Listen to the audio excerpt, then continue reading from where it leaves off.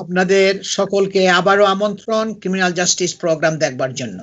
আমি আজাম এন্ড কো সলিসিটরস এর principal solicitor Shafiul Azam এবং আমার সাথে আছেন আমার colleague barrister Faisal sci-fi. Being accused of a crime can be extremely distressing. কেউর বিরুদ্ধে যদি একটা ক্রিমিনাল এলিগেশন আসে, অ্যাকিউজেশন যখন আসে, এটা কিন্তু খুবই তাদের জন্য ডিস্ট্রেসিং, খুবই যন্ত্রণামূলক, খুবই অসহনীয় তাদের জন্য হয়ে দাঁড়ায়।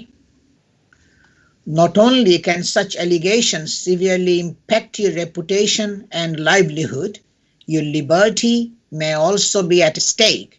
যে সুতরাং যখনই এই এলিগেশনগুলো আসবে, এই এলিগেশনগুলো শুধু সিভিয়ারলি আপনার রেপুটেশনের উপরে ইম্প্যাক্ট করবে না, প্রভাব ফেলবে না, আপনার জীবিকার উপরেও প্রভাব ফেলবে, আপনার কাজের জীবনের উপরে প্রভাব ফেলবে, আপনার ব্যক্তিগত জীবনের উপরে প্রভাব ফেলবে এবং সর্বোপরি আপনার প্রিজন সেন্টেন্স হতে পারে যদি কনভিক্টেড হয় কেউ, যদি তার বিরুদ্ধে গিলটি ভার্ডিক্ট যদি দেয় ক্রাউন কোর্ট থেকে। If you are facing a criminal allegation, you need access to the best legal representation to defend you. সুতরাং আপনি যদি আপনার এগেইনস্টে, কারো এগেইনস্টে যদি কোনো ক্রিমিনাল অ্যালিগেশন আসে, কোনো ক্রিমিনাল অ্যাকিউজেশন যদি আসে, পুলিশ যদি চার্জ করে, কোর্টে যদি ট্রায়াল ফেস করতে হয়, ক্রাউন কোর্টের মধ্যে জুরি ট্রায়াল ফেস করতে হয়, you need access to the best legal representation to defend you. You need the specialist criminal defense solicitor and specialist criminal defense barrister, যাদের এক্সপেরিয়েন্স আছে, যাদের এক্সপার্টিজ আছে ক্রিমিনাল ল, আপনার স্পেশালিস্ট এবং কোর্টে যারা আপনাকে রিপ্রেজেন্ট করতে পারবে properly, who can help you protect your reputation, career and family. তখন সেই সলিসিটর এবং সেই ব্যারিস্টার একসাথে আপনার জন্য কাজ করবে আপনার রেপুটেশনকে প্রোটেক্ট করার জন্য। আপনার সুনাম যেটা আছে ওইটাকে কিভাবে প্রোটেক্ট করা যায়, কিভাবে আপনার ক্যারিয়ার, লাইভলিহুড, আপনার পারিবারিক এবং কর্মজীবনে আপনাকে কিভাবে প্রোটেকশন দেওয়া যায়, সেটা আপনার সলিসিটর এবং ব্যারিস্টার একসাথে কাজ করবে। Who can offer you representation at all stages of proceedings from first interview to final trial.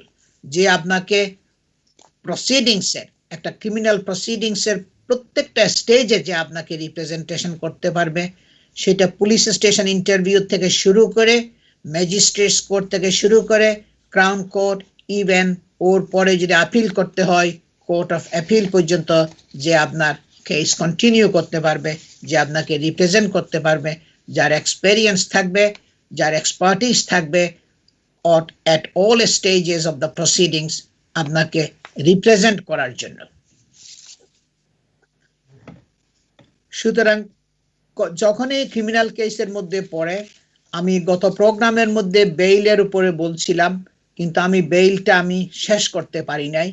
আমি বলছিলাম গত প্রোগ্রামে যে আমি এই আজকের প্রোগ্রামের মধ্যে বেইলটা নিয়ে আবার আলোচনা করব। কারণটা হইল কি, ক্রিমিনাল কেসের জন্য বেইল পাওয়াটা খুবই ইম্পর্টেন্ট। ক্রিমিনাল কোর্টের থেকে বেইল নেওয়া, ক্রাউন কোর্টের থেকে বেইল নেওয়া, ম্যাজিস্ট্রেটস কোর্ট থেকে বেইল নেওয়া, এটা আপনার জন্য ভেরি ভেরি ইম্পর্টেন্ট। তার কারণটা হইল বেইলে থাকলে আপনার অনেক সুযোগ সুবিধা আছে, আপনার সলিসিটরের সাথে আপনি more often আপনি মিট করতে পারবেন। What is the best approach in applying for bail? তাহলে এই বেইলটা যে এত ইম্পর্টেন্ট, কারণ হলো কি, একজন ডিফেন্ডেন্ট কনভিক্টেড না হওয়া পর্যন্ত সে ইনোসেন্ট, এবং আমাদের এইম হচ্ছে যে আমার ক্লায়েন্ট গিলটি না হওয়া পর্যন্ত তাকে আমরা বেইলে রাখার জন্য সবসময় সচেষ্ট থাকব, এবং সেটা আমাদের ক্লায়েন্টদেরকেও সচেষ্ট থাকতে হবে, হেল্প করতে হবে আমার সলিসিটরদেরকে এবং ব্যারিস্টারদেরকে। সুতরাং তারা সবাই একসাথে টিম ওয়ার্ক করবে এবং বেইলটাকে তারা প্রোটেক্ট করবে, বেইলটাকে মেইনটেইন করে চলবে। Of course, it is not the case that simply because the prosecution raise an objection to bail, then the judge will not grant bail. এটা না যে পুলিশ অবজেকশন করবে, পুলিশ বলবে যে বেইল দিব না, পুলিশ স্টেশনের থেকে বেইল দেয় নাই, তারা কোর্টে গেছে বলতেছে আমরা বেইল দিব না, আমরা অবজেকশন করি, কিন্তু তার মানে এই নয় যে জাজ বেইল দিবে না। A good defense team's bail solicitors will prepare a bail application which will predict that the prosecution will raise certain objections. একটা ডিফেন্স টিম, যারা ডিফেন্স সলিসিটর, যারা ডিফেন্স ব্যারিস্টার, তারা মিলে আমি সব সময় যখনই আমি একটা ক্রিমিনাল কেস হাতে নিই, আমি দেখে শুনে একদম সব চেক করে একজন এক্সপার্ট এক্সপেরিয়েন্সড ব্যারিস্টারকে আমি সব সময় এনগেজ করি, যারা দুইজনে মিলে আপনার বেইল অ্যাপ্লিকেশনটা তারা প্রিপেয়ার করবে properly, which will predict that the prosecution will raise certain objections. এবং যখনই তারা বেইল অ্যাপ্লিকেশন প্রিপেয়ার করবে কোর্টে সাবমিট করার জন্য, তখন তারা ভবিষ্যৎবাণী করতে পারবে যে পুলিশ তো অবজেকশন করবেই, কি কি ক্ষেত্রে পুলিশ অবজেকশন করবে এগুলো তারা বুঝতে পারবে, তারা প্রেডিক্ট করতে পারবে কোন কোন গ্রাউন্ডের উপরে পুলিশ বেইলের জন্য ক্রাউন কোর্টের মধ্যে অবজেকশন করতে পারে। এক্সপেরিয়েন্সড সলিসিটর এবং ব্যারিস্টাররা সেটা আপনার আগে থেকে জানবে, and answer them in advance of by being prepared to attack them. এবং তখন সলিসিটর আগে থেকে ওই অবজেকশনগুলোর উপরে উত্তর দিয়া দিবে, সুতরাং অবজেকশন করার আর কোনো পথ থাকবে না কোর্টের মধ্যে গিয়ে, কারণ আগের থেকেই উত্তরগুলো দিয়ে দেওয়া হবে। and offering the judge bail conditions, এবং জাজকে বলবে কি আমার ক্লায়েন্ট বিভিন্ন কন্ডিশন ফলো করবে এবং ওই কন্ডিশনগুলো আউটলাইন করবে সবকিছু, কোন কোন কন্ডিশন কোর্ট দিতে পারে, এবং ফাইনালি কোর্টকে বলবে court may also impose any condition as the court may think appropriate or fit. যে কোর্ট যেটা মনে করবে কন্ডিশন তাকে বেইলে রাখার জন্য, আমরা ক্লায়েন্ট সেটা অ্যাকসেপ্ট করবে, আমরা সেটা কোর্টকে ইনভাইট করব কন্ডিশনগুলো ইম্পোজ করার জন্য, কারণ আমাদের এইম হচ্ছে ক্লায়েন্টকে বেইলে রাখা। Preparation, as with most legal work of any description, there is no substitute for preparing thoroughly when applying for bail. যে কোনো লিগাল ওয়ার্ক, সেটা ইমিগ্রেশন কেস হোক, সেটা আপনার ফ্যামিলি কেস হোক, বা অন্য যে কোনো একটা কেস হোক, যে কোনো লিগাল ওয়ার্কের মধ্যে সলিসিটরকে প্রিপারেশন করতে হবে, কেসের উপরে প্রিপারেশন করতে হবে, সেটার কোনো সাবস্টিটিউট নাই। কেসটা থরো প্রিপারেশন করতে হবে, কেসের সমস্ত ক্লায়েন্টের ইনস্ট্রাকশন নিতে হবে, ক্লায়েন্ট কি বলতেছে, তার বক্তব্য কি, সেগুলো সব শুনতে হবে এবং সেগুলো ফলো করতে হবে, এবং বেইলের মধ্যেও সেগুলো সেই প্রিপারেশনটা খুবই important. For most Crown Court cases, the defendant will only have one chance to make a bail application. Crown Court কেসের জন্য ডিফেন্ডেন্টরা সাধারণত একটা চান্স থাকবে, একটা চান্স হবে তাদের কোর্টে বেইল অ্যাপ্লিকেশন করার জন্য। কিছু কিছু ক্ষেত্রে এক্সেপশন আছে, কিন্তু নর্মালি ক্রাউন কোর্টে বেইল অ্যাপ্লিকেশন করার আপনার সুযোগ আসবে একবার। So every piece of background supporting evidence has to be presented to the court. সুতরাং সব ডকুমেন্টগুলো আপনাকে আপনার সলিসিটরকে দিতে হবে, সবগুলো কোর্টের কাছে প্রেজেন্ট করতে হবে, কোনো কিছু ডকুমেন্ট যেন মিস না হয়, সব together all essential information, important information কোর্টকে প্রোভাইড করতে হবে। And the notice of application sent to the court before the hearing must include all the supporting documentation. এবং আমরা যখন কোর্টের কাছে বেইলের অ্যাপ্লিকেশনটা পাঠাবো ক্রাউন কোর্টের কাছে, এবং সেই ক্রাউন কোর্টের বেইল যেহেতু আমাদের শুধু একটা সুযোগ, আমরা সমস্ত সাপোর্টিং ডকুমেন্টেশন আমরা আমাদের অ্যাপ্লিকেশনের সাথে সুন্দর মতো গুছাইয়া লিস্ট করে দিয়ে দিব। এই ডকুমেন্ট সবগুলো আমরা একটা ক্রোনোলজি, একটা ইন্ডেক্স বানাইয়া একটা ক্রোনোলজিক্যালি আমরা সব ইনফরমেশনগুলো দিব। সুতরাং জাজ দেখতে পারবে যে date, order, step by step chronological ইনফরমেশনগুলো সব দেওয়া হবে আমাদের বেইল অ্যাপ্লিকেশনগুলোর মধ্যে। সুতরাং খুব মেটিকুলাসলি, খুব সুচারুভাবে, দক্ষভাবে বেইল অ্যাপ্লিকেশন প্রিপেয়ার করতে হবে। একটা রেপ কেসের মধ্যে পড়লে বা একটা জিবিএইচ, আপনার একটা মার্ডার কেস বা কিডন্যাপিং কেস বলেন, এগুলো আপনার বেইল অ্যাপ্লিকেশন যদি প্রপারলি প্রিপেয়ার করা না হয় তাহলে বেইল পাওয়ার সম্ভাবনা কমে যাবে।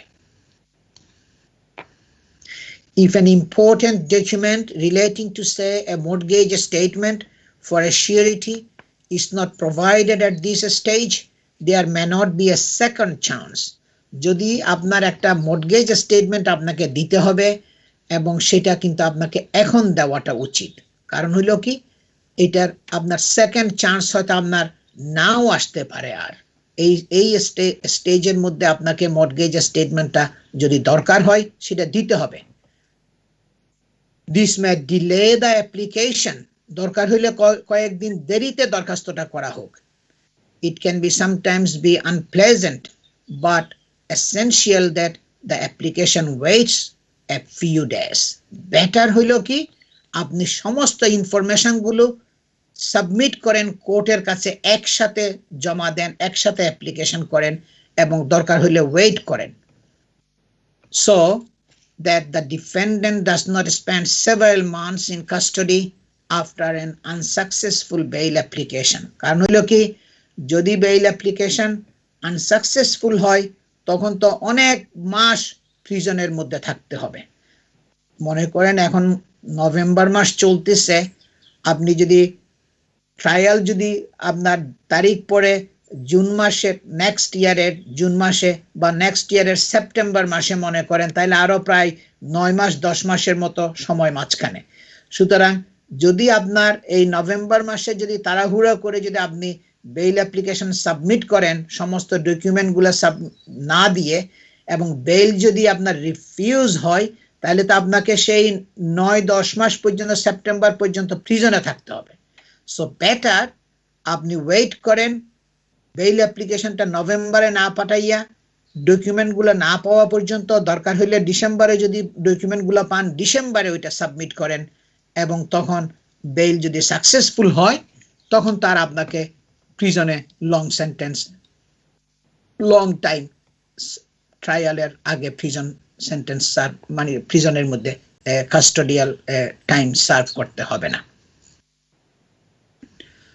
So it is very important criminal কেসের মধ্যে আমি নেক্সট সেগমেন্টের মধ্যে বিভিন্ন বেইল কন্ডিশনের উপর বলবো, but before that I am going back to my colleague Barrister Faisal Saifi. Barrister Faisal Saifi দীর্ঘ 15 বছরের more experienced criminal lawyer specialist barrister. Faisal Saifi will talk on fraud. Thank you very much, Mr. Azam. I had before the break spoken of one of the critical and often defining elements of the offence of fraud, and that is dishonesty. I said that dishonesty in many cases will often mean that a person should not tell lies or knowingly mislead people. The question then arises as to what is knowingly to mislead someone or knowingly to tell a lie. And I just before the end of the segment, before the break, outlined 5 states of knowledge. Knowledge is not a yes or no question, and it's not a black and white issue either. There are various levels of knowledge that the court has regard to.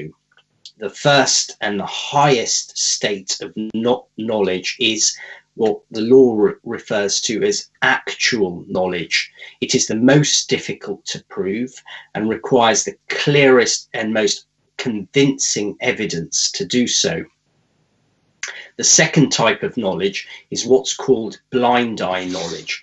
That is knowledge of a fact that may be imputed to a person if he turns a blind eye to it, as Nelson is supposed to have done at the Battle of Copenhagen by putting a telescope up to a blind eye so as to avoid seeing a signal to call off his attack.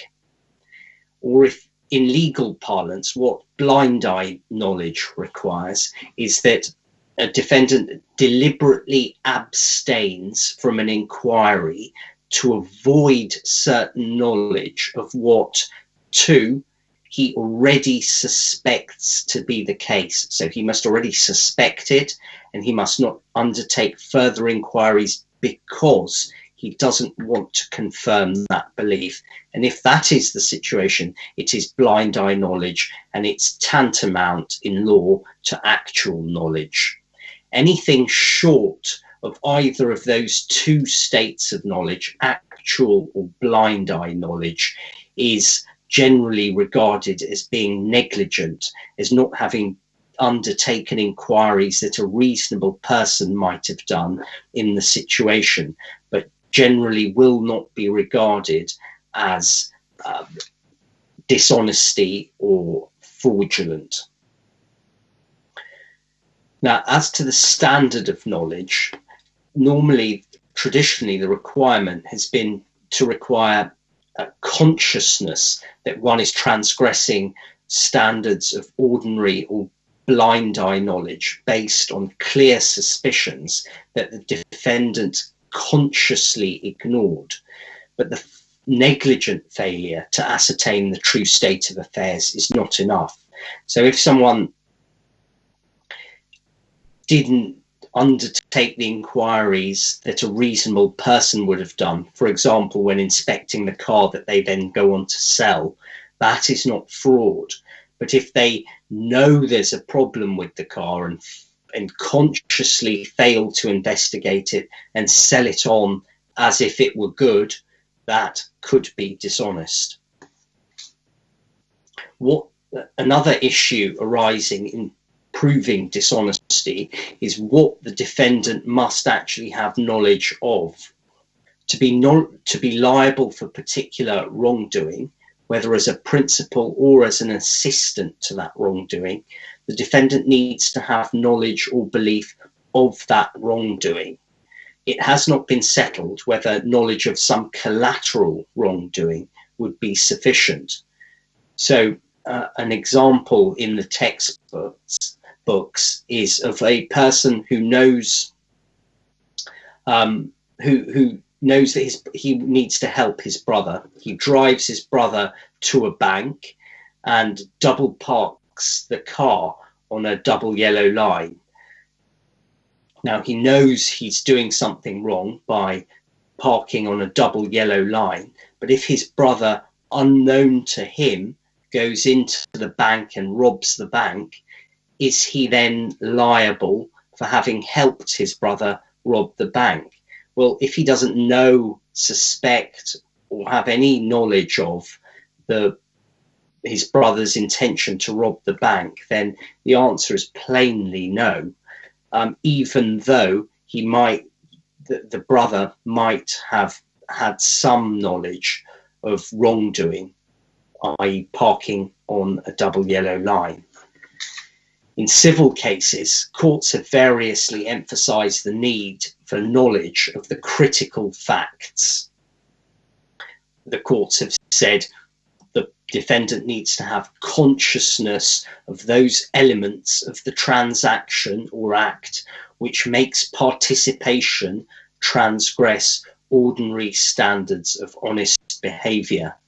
He must know what, in broad terms, what the design or the plan is, have any knowledge of, and the defendant must know each relevant fact to this issue.